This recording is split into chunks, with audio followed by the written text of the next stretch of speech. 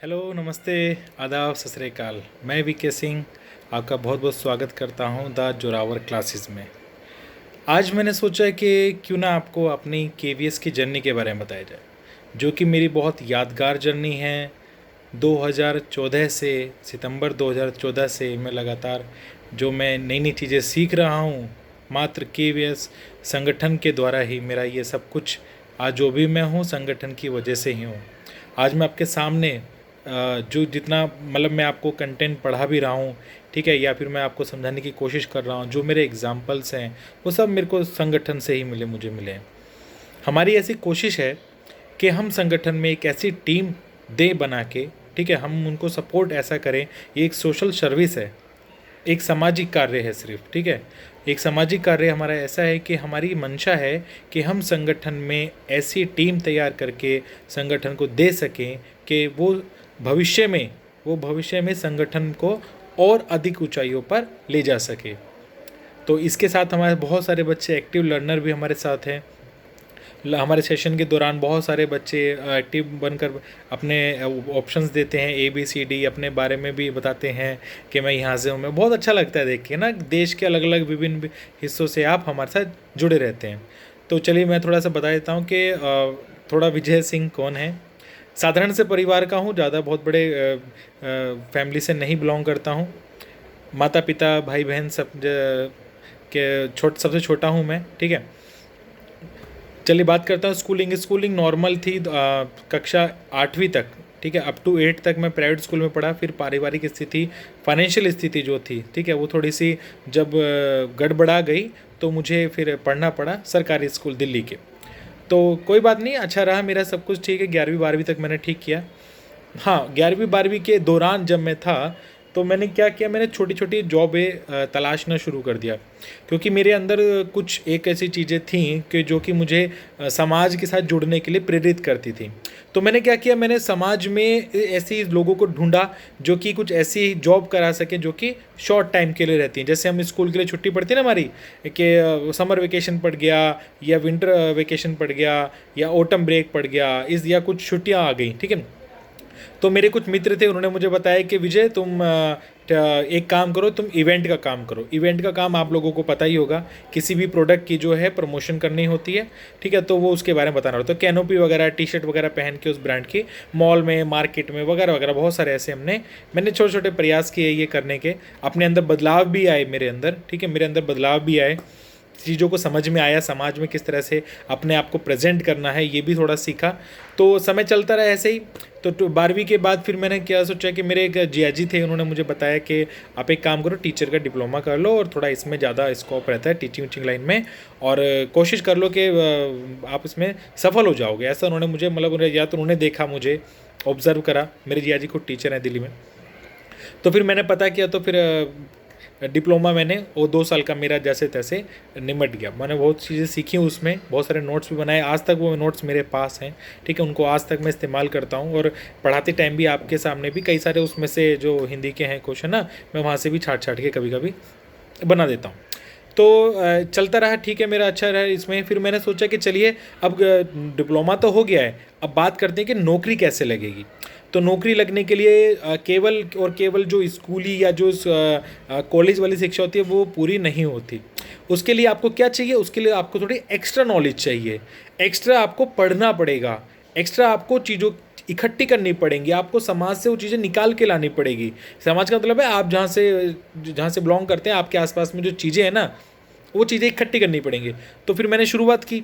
तो फिर इसके लिए फिर मैंने सबसे पहले तो मुझे पेपर पढ़ना बहुत अच्छा लगता है, तो मैंने हिंदी और इंग्लिश का पेपर भी लगा लिया। मनोरमा आती है ईयरली बुक, वो पढ़ी मैंने, वो कंटिन्यू पढ़ता रहा मैं 3-4 साल।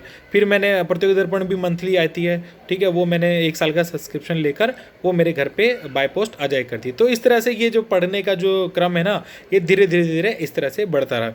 पढ़ना जब शुरू किया तो कई सारी चीज़ें पता लगी कि अरे ये तो हमको आता भी नहीं है, अच्छा ये टॉपिक इस तरह से समझना था।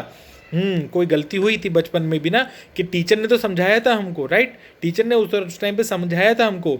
तो पर क्या है ना, वो जब हम थोड़े बड़े हो जाते हैं, धीरे धीरे वो चीज़ें जब हम उनको छोड़ देते हैं तो वो धूमिल हो जाती है। धूमिल का मतलब ये है कि हम थोड़ा भूल जाते हैं, थोड़ी धुंधली हो जाती हैं चीज़ें।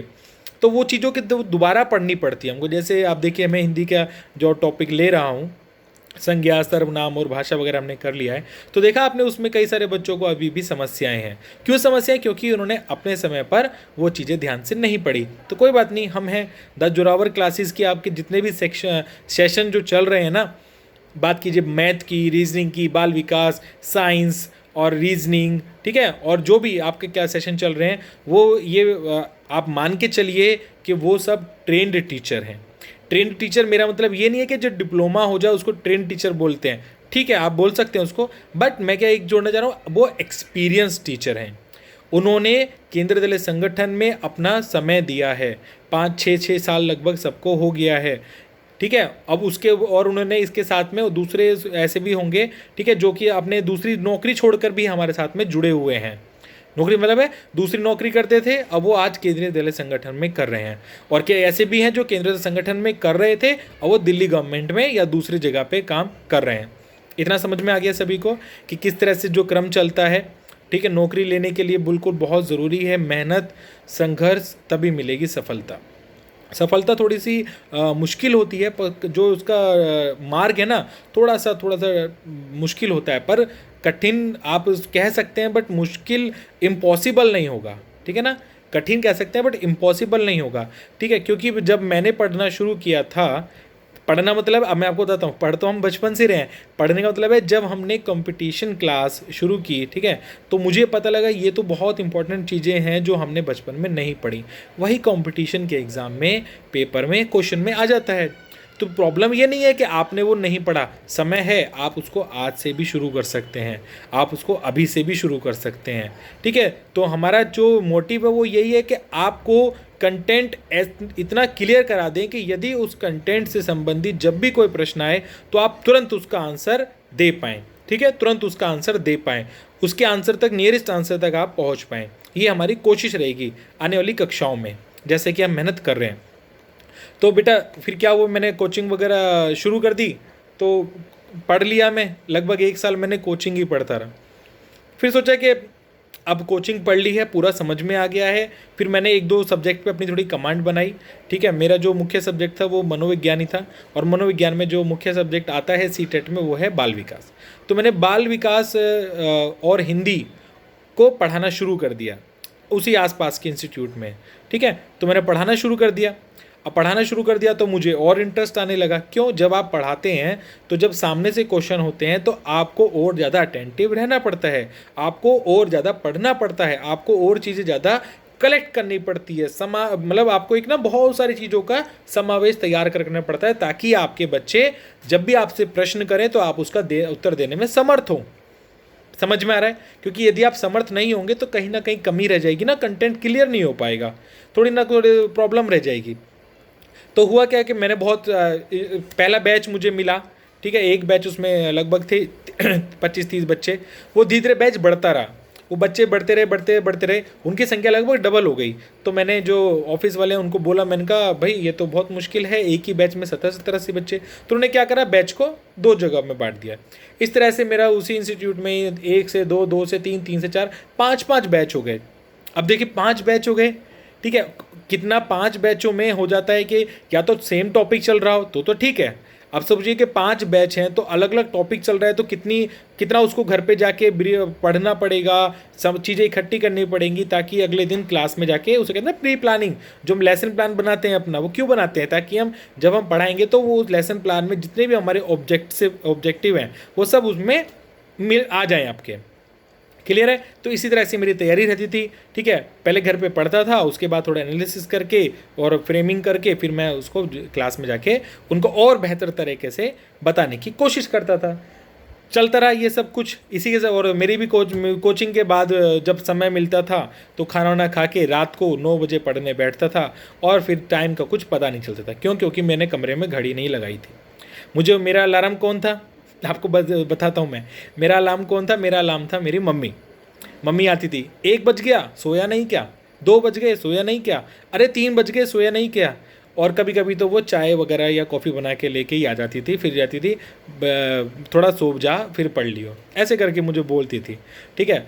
तो मेरे को घर से बड़ी सपोर्ट मिली है, बच्चों मैं आपको बताना चाहूँगा, मुझे घर से इतनी सपोर्ट मिली है कि जब मैं 8वीं क्लास तक था तो हमारे घर में ना बिजनेस था, बिजनेस होता था, कपड़े का काम था, मुझे भी थोड़ा बहुत सिलाई विलाई का काम आता है।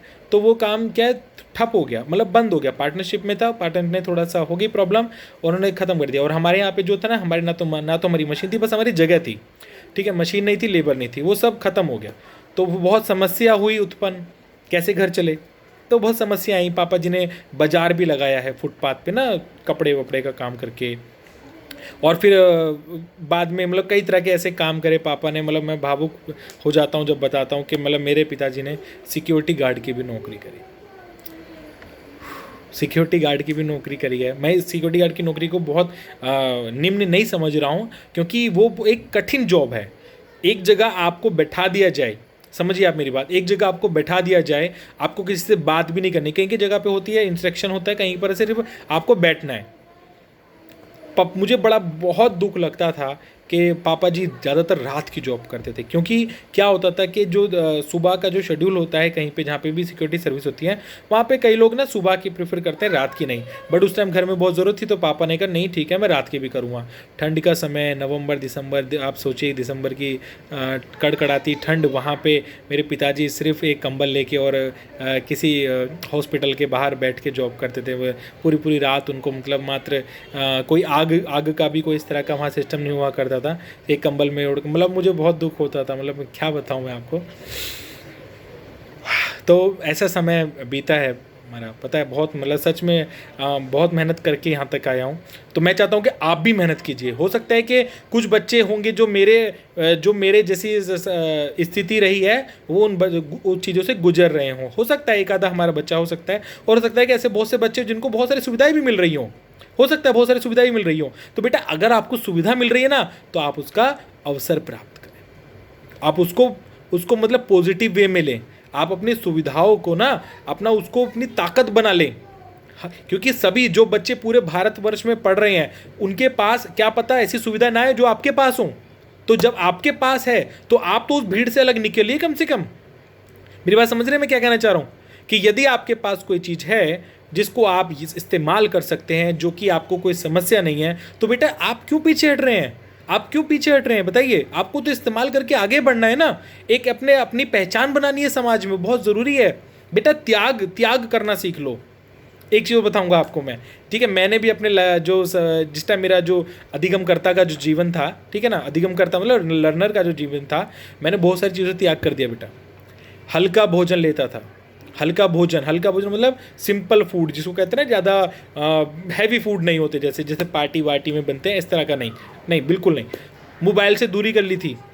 पारिवारिक कार्यक्रम होते थे ना, प्रोग्राम यहाँ पे जाना है वहाँ पे जाना है, शादी ब्याह, अरे छोड़ दो, कुछ नहीं रखा इनमें। दोस्तों के साथ भी कम कर दिया मिलना, दोस्तों के साथ भी कम कर दिया।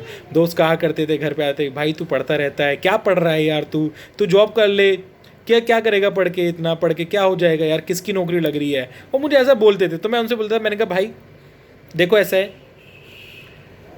मेरे परिवार मुझे सपोर्ट कर रहा है, ठीक है, मुझे प्रॉब्लम नहीं है, ठीक है, हमारा जो खर्चा है, जो घर का खर्चा है, वो मेरे पिताजी अभी वहन कर रहे हैं, वो उठा रहे हैं। वो कह रहे हैं कि हम कम खा लेंगे, बट मैं तुझे कुछ ना कुछ कहीं ना कहीं लगना चाहता हूँ, तू चाहे लगे, ऐसे जगह लगे जहाँ पे हमारी सम्मान हो, परिवार का सम्मान हो, हमारे समाज में सम्मान हो। उस चीज़ के लिए वो मुझे बार बार मोटिवेट बहुत करते थे मेरे पिताजी, हमेशा मोटिवेट। मैं जब पढ़ता था तो मेरे रूम में आ जाया करते थे, एक दो घंटे तक वो बताते रहते थे कि उन्होंने अपने जीवन में कैसा किया, ठीक है, उनकी भी अलग स्टोरी है, ठीक है। तो मैंने बेटा त्याग बहुत करा, मैंने ना हल्का भोजन लिया, मोबाइल से दूरी, पारिवारिक कार्यक्रम छोड़ दिए, दोस्तों के साथ, और अच्छी जो चीज़ें होती हैं, अच्छी चीज़ें समझ रहे हैं ना, अच्छी चीज़ें रखना सबको पसंद है। अच्छी चीज़ों का मतलब है अच्छा फ़ोन, अच्छे कपड़े, अच्छे जूते, अच्छी गाड़ियाँ शौक, घड़ियों का शौक, और भी बहुत सारे चश्मे, बहुत सारी चीज़ें होती हैं आपको अच्छी, तो बहुत सारी चीज़ें लग सकती हैं कि आपके घर में या रूम में ये होना चाहिए। बेटा सब त्याग दिया, क्योंकि मुझे ये पता था कि यदि मैंने ये शौक़, ठीक है, यदि ये शौक़ या इच्छाएं मैंने अभी पूरी कर ली तो मैं बाद में नहीं कर पाऊँगा। अभी कैसे कर सकता हूँ? अभी तो सिर्फ पापा के बेसिस पे करते हैं ना हम लोग। जो भी आपके घर में अर्निंग पर्सन है, मदर, फादर या और भी कोई हो सकते हैं, ठीक है, तो उन्हीं के बेस पे ही तो कर सकते हैं ना हम। बेटा आप प्लीज़ ये अगर करते हैं आप ना, तो इसको प्लीज़ छोड़ दीजिए। आप अपनी अपनी इच्छा ये खुद आपको पूरी करनी है, अपने सपने खुद पूरे करने हैं। आप अपना सपना बनाइए ना कि आपको केवीएस में जाना है, कौन रोकेगा आपको अच्छी चीज़ें रखने के लिए, अच्छी चीज़ें खरीदने के लिए? कोई नहीं रोकेगा, कोई भी माँ बाप। अब जैसे मैं कई चीज़ें खरीदता रहता हूँ, लाता रहता हूँ, यूज़ करता रहता हूँ, कोई मना नहीं करता। आपको पढ़ाने के लिए कई सारी चीज़ें हमने खरीदी हैं, ठीक है ना, कई सारे इंटरेक्टिव चीज़ें खरीदी हैं। क्यों खरीदी हैं? क्योंकि वो हमें बहुत ज़रूरी है क्लास लेने के लिए। तो अब मेरा परिवार मुझे मना नहीं करता है, ठीक है, अगर आपको ज़रूरत है तो लो, अच्छी बात है। मैं आज भी कई चीज़ें अपने परिवार से पूछ के लेता हूँ, मम्मी से, पापा से, ठीक है। तो अच्छा लगता है, उनको भी अच्छा लगता है, मुझे भी अच्छा लगता है कि चलो ठीक है, कोई ना कोई। तो बेटा आप योजना ज़रूर बनाइए पढ़ने की, ठीक है।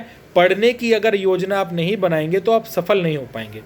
सफल मेरा पढ़ना ये है कि आप एक पूरा टाइम टेबल बनाइए, कब उठना है, कब आपको अपने बारे में थोड़ा सा एक्सरसाइज वगैरह कर सकते हैं, योगा कर सकते हैं आधा पौन घंटा की, तो वो भी बहुत ज़रूरी है। थोड़ा दिमाग को भी शांति मिलेगी, थोड़ा दिमाग रेस्ट में रहेगा, नई ऊर्जा स्फूर्ति अंदर से निकल कर आएगी, ठीक है। बाहर के जो दूसरे विचार हैं उनको आप भूल कर अपने थोड़ा शरीर को भी टाइम दीजिए। हेल्थ बहुत ज़रूरी है। अनुशासन बनाइए अपने जीवन में, आप अनुशासन बनाइए, पाठ्यक्रम को फॉलो कीजिए कि जो आपका सिलेबस है वो किस तरह से है, कितना पढ़ना है। मैं हमेशा एक बात बोलता हूँ ना कि 2 चीज़ें याद रखना, क्या पढ़ना है, क्या नहीं पढ़ना है। तो क्या पढ़ना है, क्या नहीं पढ़ना है, क्या नहीं पढ़ना है, इसको आप याद रखना।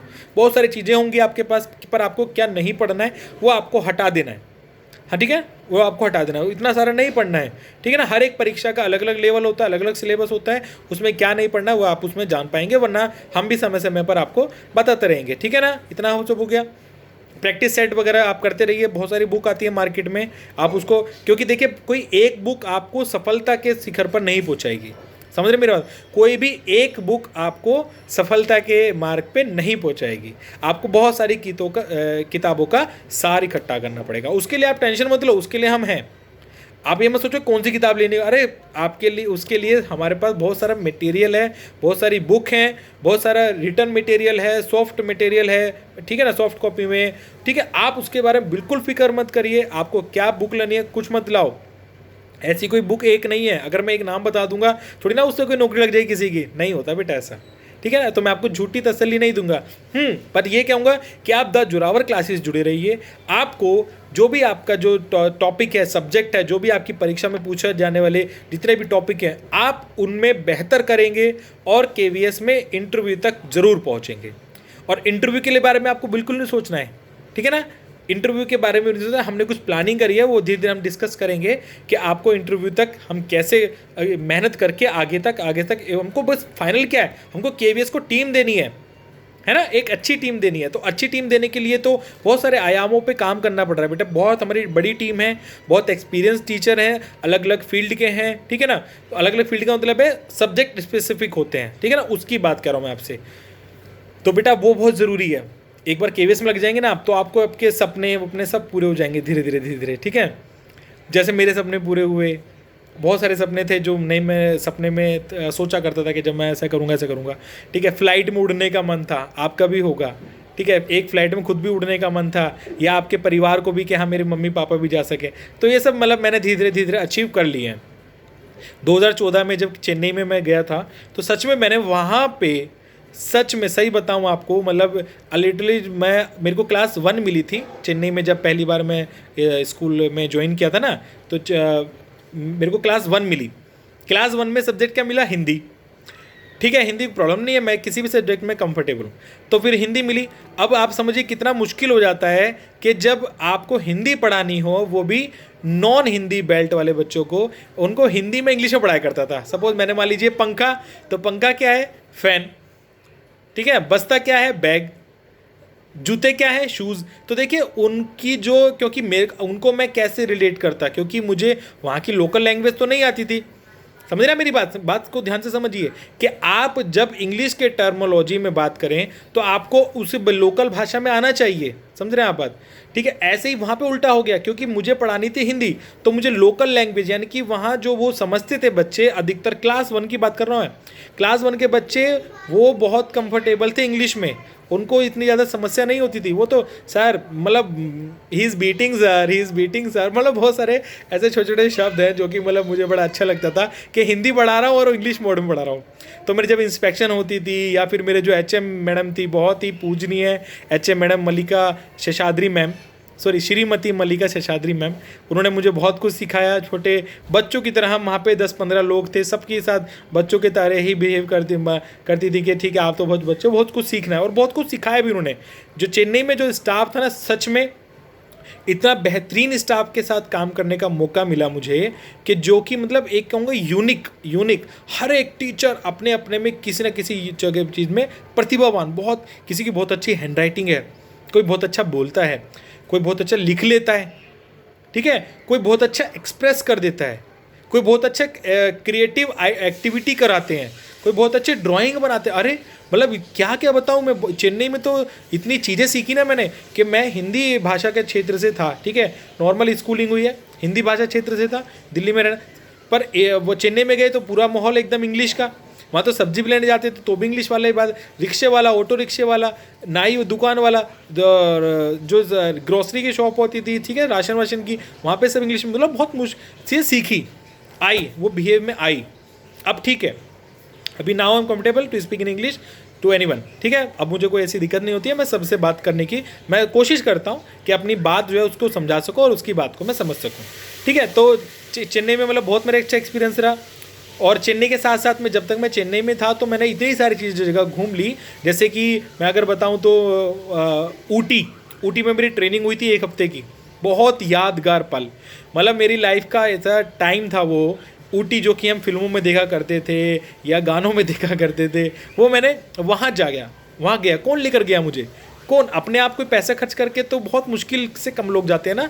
ऊटी गए हम, ठीक है, तमिलनाडु में है ऊटी, बहुत लोगों को कन्फ्यूजन होता है ये है कहाँ, तमिलनाडु में एकदम पहाड़ों पे, नीलगिरी पर्वत है, हाइट पे है एकदम, ठीक है, टॉय ट्रेन से जाते हैं। मेरी वीडियो है, ठीक है, देखेंगे आप सभी ना, तो कभी आप मेरी वीडियो देखना, मेरा चैनल है, ठीक है, उसमें मैंने KVS की कुछ एक्टिविटीज़ हैं जो कि मैंने वहाँ पे डाल रखी हैं, किस तरह से KVS में एक्टिविटीज़ होती हैं, बच्चों का पार्टिसिपेशन कैसा होता है, और मेरी एक्टिविटीज़ क्या क्या है, वो मैंने अपने चैनल पे डाल रखी है। मेरे चैनल का नाम है TR, टीचर का short form, TR Vijay Kumar KVS, ठीक है, उस पर जाएंगे तो आपको मेरी वो यूट्यूब चैनल मिल जाएगा, और बहुत सारी उसमें वीडियोज़ भी मिल जाएंगी आपको, ठीक है। जो हमारे साथ बच्चे जुड़ रहे हैं उनसे बता देता हूँ कि आप, एक व्हाट्सएप नंबर है हमारा, ठीक है, व्हाट्सएप नंबर है हमारा, वो व्हाट्सएप ग्रुप हम आपको जोड़ लेंगे। आप अपना नाम और पद, किस पद की तैयारी कर रहे हैं बच्चों, वो हमको ज़रूर बताइए। वो नंबर है 8638008832, दोबारा बता रहा हूँ 8638008832, ये हमारा व्हाट्सएप नंबर है, अंकित सर का नंबर है, वो आपको व्हाट्सएप ग्रुप और टेलीग्राम पे जोड़ देंगे, ठीक है।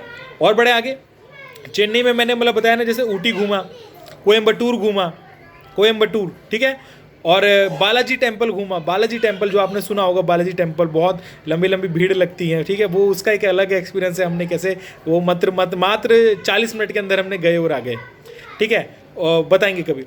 महाबलीपुरम आपने देखा होगा, मोदी जी ने जो चीन के राष्ट्रपति उनको वहाँ पे घुमाया था, महाबलीपुरम लेकर गए थे वो, ठीक है, देख लेना आप, वीडियोस मिल जाएंगे आपको मोदी जी की। तो ये सब मेरे चेन्नई के एक्सपीरियंस थे। मैंने भाषा सीखी वहाँ पे, मैंने बच्चों से भाषा सीखी, बच्चों से, मतलब कि बच्चे क्या क्या बोलते हैं, किस चीज़ को क्या बोलते हैं ना, उनकी लैंग्वेज क्या होती है, वो सब सीखी मैंने।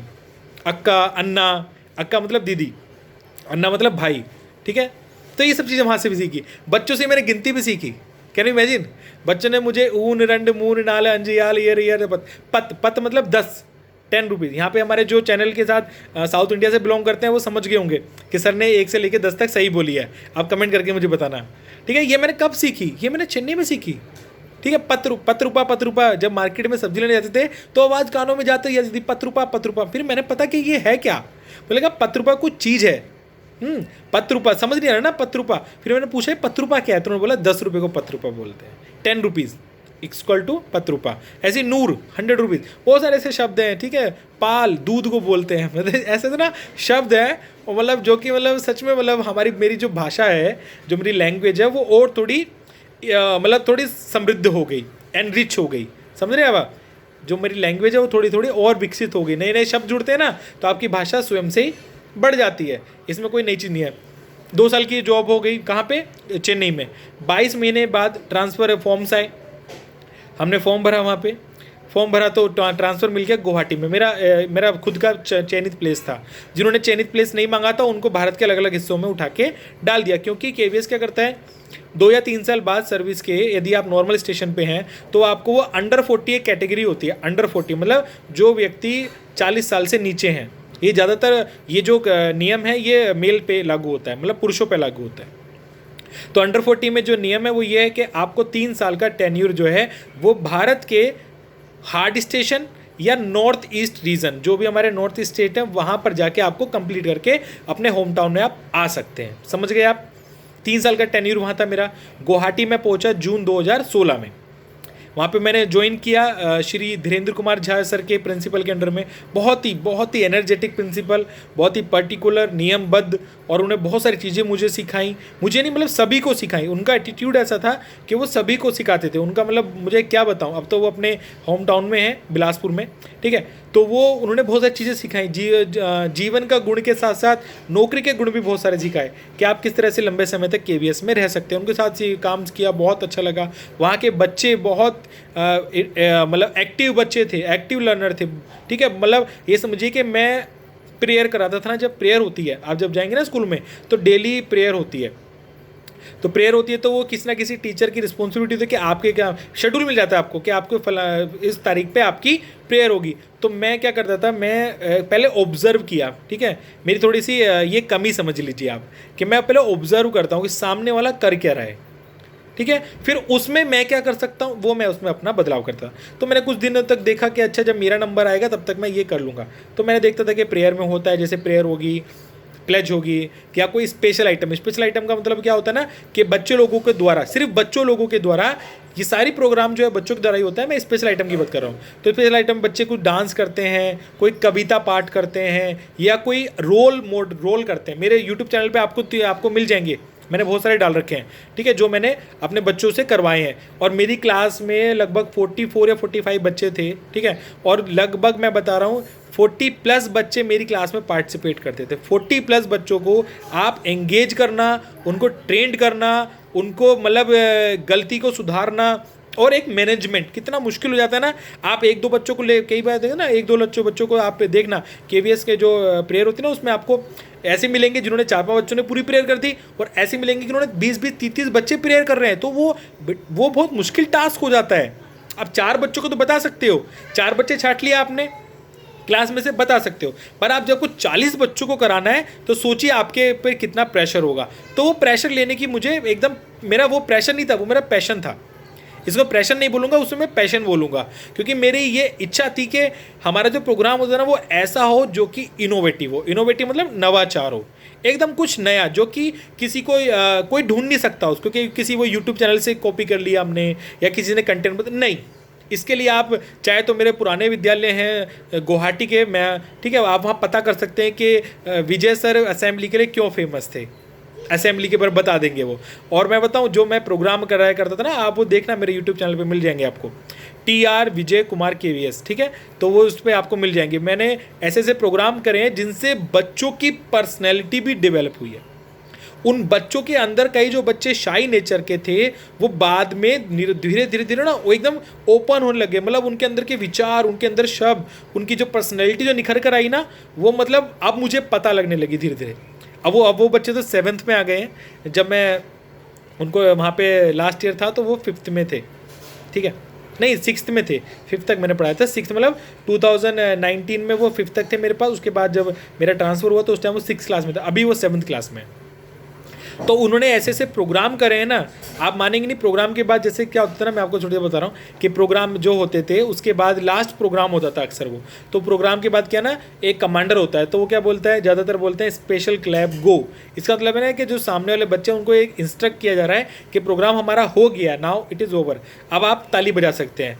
तो आप मानेंगे, आप प्रोग्राम जैसे ही प्रोग्राम हमारा ख़त्म होने से 5 से 10 सेकंड पहले ही, जैसे सामने बच्चों को लग जाता ना कि प्रोग्राम खत्म हो रहा है, तो तालियां बजने लग जाती थी। मैंने अपने कमांडर को ये बोलता था हमेशा मैं, ठीक है, कि बेटा तुमको ये नहीं सेंटेंस बोलना है कि स्पेशल क्लैप्स गो। ये मैंने बोला ये हम ऐसा प्रोग्राम करके दिखाएंगे ना, हम ऐसा प्रोग्राम करके दिखाएंगे इतने पैशन के साथ, इतने डेडिकेशन के साथ, इतनी मेहनत के साथ कि सामने वाला खुद आपको ताली बजा दे। ये मेरा हमेशा से बच्चों से ना रहता है, तो इसीलिए मैं वही चीज़ आपके अंदर भी डेवलप कर दूंगा, डोंट वरी, ठीक है ना। आपको ऐसी टीम मिली है ना बेटा, आपको हम मोटिवेट करके और कंटेंट इतना दे दे के आपको इतना बना देंगे कि आप किसी भी परीक्षा में जो भी आपके एजुकेशन से रिलेटेड है, ठीक है ना, TGT का, PRT का या दूसरे जो अन्य होते हैं, आप उसमें बहुत बेहतर कर पाएंगे। कैसे बेहतर कर पाएंगे वो, उसके लिए आप टेंशन मत लो, उसके लिए हम हैं, ठीक है, कोई टेंशन नहीं है। बिल्कुल आप हमारे जो चैनल को फॉलो करते रहिए, निरंतर रूप से वीडियो देखते रहिए, नोट्स बनाना सब चालू कर दीजिए अगर आपने नोट्स नहीं बनाए हैं। हो सकता है ना आपने नोट्स नहीं बनाए हो, क्योंकि जब आप एकदम पेपर आएगा तो थोड़ी ना आपके पिछले 100 वीडियो एक देखोगे और उसके बाद नोट्स बनाओगे, बहुत टाइम वेस्ट होगा ना। आज वीडियो देख रहे हो, डेली की 4 से 5 वीडियो आ रही हैं, डेली के 4-5 वीडियो में क्या क्या कुछ इंपॉर्टेंट बात बताई जाती हैं, कुछ चीज़ें लिखी होती हैं, कुछ चीज़ें बताई जाती हैं, ध्यान देना है आपको बताना है। तो बेटा मेरा गुवाहाटी का बहुत अच्छा एक्सपीरियंस रहा है। मैंने गुवाहाटी के साथ साथ में तेजपुर, असम के एक जगह है तेजपुर, ठीक है, डिस्ट्रिक्ट है तेजपुर है, और मैंने शिलोंग घूमा, नागालैंड घूमा, कामाख्या देवी मंदिर शक्तिपीठ है वहाँ पे, 3-4 बार गया मैं वहाँ पे। तो ये ऐसी चीज़ें जो कि आपको KVS में ही मिलती है। आपको किसी स्टेट गवर्नमेंट में जॉब कर रहे होते ना तो सालों लग जाते हैं, फ्लाइट में नहीं उड़ पाते। बताइए, सच कह रहा हूँ, फ्लाइट में उड़ने का बस सपना रह जाता है स्टेट गवर्नमेंट की जॉब अगर आप करते हैं तो। हाँ, फ्लाइट में जाएंगे, चलो कहीं चलते हैं, चलो गोवा चले जाएं या फिर मुंबई चले जाएं, ठीक है, इस तरह के आप सोचते रहते हैं बस। स्टेट गवर्नमेंट वाले बहुत बहुत मुश्किल हो जाता है कि वो फ्लाइट में भी सफ़र करें, बट किसने मौका दिया? KVS ने। मैं KVS का बहुत बहुत आभार मानता हूँ कि KVS ने मुझे फ़्लाइट में बैठने का मौका दिया। फिर मैंने अपने मम्मी पापा को भी पहली बार जब बुलाया था उनको मैंने गुवाहाटी, तो बुलाया तो उनको मैं ट्रेन से था और उनको फिर भेजा मैंने एयरपोर्ट से, फ़्लाइट से था, क्योंकि एयरपोर्ट जो मेरे नज़दीक था, क्योंकि वो दिल्ली से आना उनको थोड़ा मुश्किल था, मेरे को यहाँ से कन्वीनियंट था, ठीक है। तो मैंने उनको दिल्ली, उनका भी एक था कि चलो ठीक है, हमारे बच्चे ने, देखिए सपने होते हैं ना, एक एक छोटे छोटे, ये छोटे छोटे सपने होते हैं, बहुत खुशी देते हैं। अब वो बिल्कुल खुशहाल रहते हैं, बिल्कुल मस्त बढ़िया है, आराम से। मैंने मम्मी पापा को बोला कि अब आपको पापा जी कुछ नहीं करना है, आराम से करेंगे। उनको पता है कि उनका बेटा है, ठीक है। अब मैं मम्मी पापा के साथ में रहता हूँ। फिर मैं पिछले साल जब दिल्ली आ गया, ठीक है, ट्रांसफ़र हो गया, मेरा 3 साल का टेन्यूर था ना पूरा हो गया, मैं दिल्ली आ गया। तो जब दिल्ली आ गया तो मैं जब गया तो मेरी प्रिंसिपल मैम ने मुझसे पूछा कि आप दिल्ली में रहते हो? मैंने कहा जी हाँ। तो दिल्ली में कैसे रहते हो? मैंने कहा जी दिल्ली मेरा होम टाउन है। कह रही अच्छा, तो मम्मी पापा साथ रहते हैं?